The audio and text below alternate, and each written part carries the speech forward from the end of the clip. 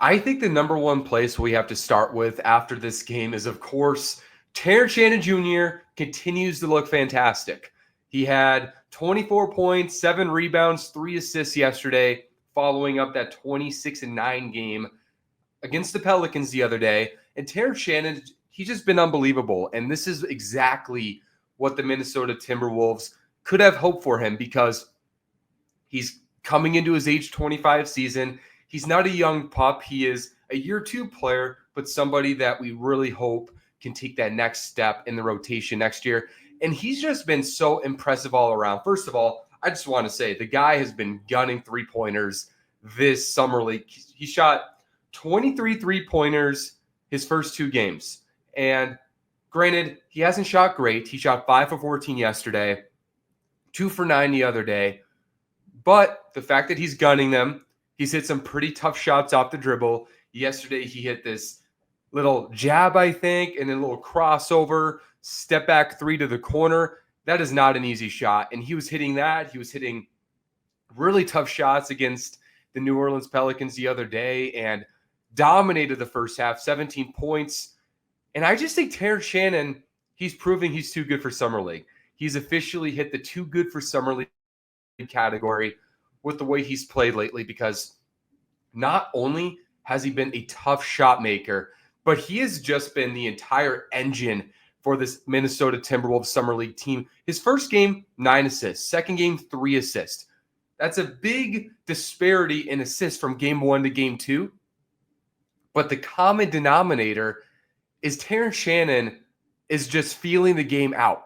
He is pressuring the rim. He is getting others involved. He is consistently making the right reads. And this has been kind of a build on from what he did last year, because I was pleasantly surprised by the way Terrence Shannon can really move the ball despite kind of his one-speed style. He plays really fast. He really wants to go downhill, go in transition. He's Minnesota's best transition player, but he's also very good in chaos, pushing the ball out, finding the rolling man. He's really impressive for his archetype, the way he can move the basketball at his pace. And yes, he's too good for Summer League, but I'll take this a step further on the Terrence Shannon Jr. agenda. If I had to pick, and I'm not the head coach, okay? I'm not Chris Finch, obviously, but if I were the coach and I had to pick the starting backcourt mate next to Anthony Edwards next year, at this point in time, July 13th, a lot can change, I would pick Terrence Shannon Jr. next to Anthony Edwards. And that might sound crazy. No true point guard in the starting lineup. That sounds risky. We've seen how valuable Mike Conley's ability to just set the table has been for that Minnesota offense. But Mike Conley, I personally have concerns about, number one, of course, the regression on how he's played. 4 points a game in the conference finals, barely over 20% from the field. You just can't have that when you're trying to compete for a championship. But also, look at Oklahoma City, what they did last year. Oklahoma City, Shea is one of the best players in the NBA. He is the primary heliocentric creator for the Oklahoma City Thunder. But I would not call him a true point guard. There are times, even last postseason, where some of his playmaking limitations affected him, especially against teams like Denver, against Minnesota, that one game 3. There's games where you can take out his playmaking, but he's a good enough playmaker to be a number one. And I think there's a world Anthony Edwards can be good enough to be that heliocentric playmaker who gets just enough reads when you also combine the fact that Julius Randle is a good passer. I think Jaden has solid feel, and I think Terrence Shannon really has solid feel. Minnesota's playmaking is a question if you go with Terrence Shannon in the starting lineup, but this would be trust in Anthony Edwards taking that playmaking leap, but also Terrence Shannon providing enough playmaking connectivity to make that thing work. And I think he can do that. If Anthony Edwards can take that leap as a primary playmaker, I think Terrence Shannon is a good enough connected passer to put those two next to each other. And you build up on the Oklahoma City fact. Oklahoma City, Minnesota didn't have enough rim pressurers against the Oklahoma City Thunder in last postseason. They couldn't get to the rim consistently outside of Ant, and it really affected what Ant and Randall can do. Terrence Shannon is arguably the best rim attacker on the Minnesota Timberwolves.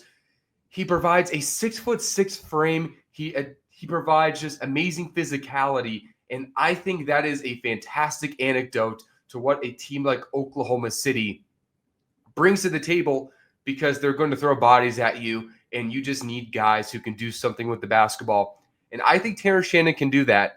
And I think ideally, in the ideal world, Rob Dillingham can be that guy, and Minnesota has Rob Dillingham be that playmaker.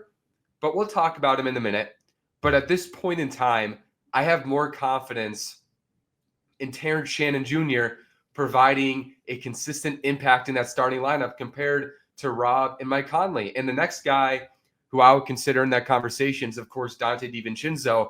But even he, like we've talked about, when you put a lot of pressure on him in the perimeter, Dante DiVincenzo struggles creating off the dribble. He struggles finding an impact when he has some of that de facto point guard responsibility. And Terrence Shannon might have that issue. He might have that issue.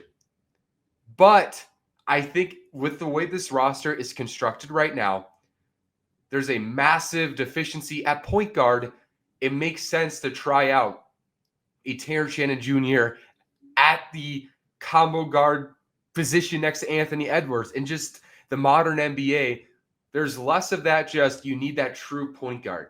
And I think Minnesota has really benefited from a true point guard. But I'm betting personally on Anthony Edwards taking another step next year as a decision maker, and also putting trust in Terrence Shannon and what he provides outside of his playmaking, while having just enough trust into him figuring it out. My primary dream is still Minnesota trying to figure out what can they do at point guard outside of the roster. Can they bring in a Malcolm Brogdon? Can they bring in somebody who can just provide some playmaking as a true point guard, who I might trust a little more than Mike Conley going into next year? And I love what Mike Conley has done as a Timberwolves leader, and I think he has value even next year. But I do think Minnesota needs more solutions at point guard. And if they don't provide another solution, I just say, you know what? Let's get Terrence Shannon in the starting lineup and figure it out. I think he's proven he's too good for Summer League. And I think he's also proven he has enough playmaking to really be an interesting combo guard, potentially the backcourt mate of the future next to Anthony Edwards, if they can figure out that playmaking. And I think they possibly could.